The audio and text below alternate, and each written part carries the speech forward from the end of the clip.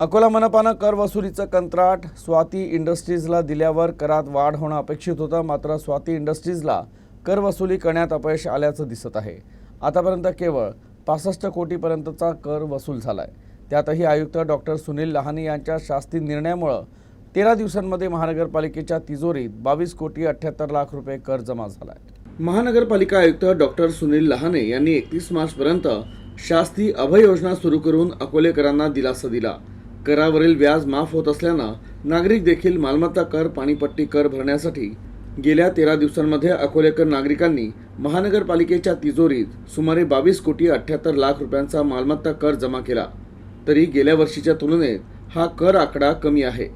महानगरपालिका हद्दीतील मालमत्ता धारकांकडे 45 कोटी रुपयांच्या वर मालमत्ता कर, पाणीपट्टी कर थकीत आहे। नियमानुसार शास्ती व्याज लागत होतं। महानगरपालिका आयुक्त आणि प्रशासक डॉक्टर सुनील लहाने यांनी 15 ते 31 मार्चपर्यंत शास्ती अभय योजना लागू केली। त्यामुळे मालमत्ता धारकांच्या मालमत्ता करावर लागलेल्या शास्तीवर थकीत आणि चालू अशा संपूर्ण कराची रक्कम एक रकमी भरल्यास त्यांना शास्ती रकमेच्या 100% सूट देण्यात येत होती।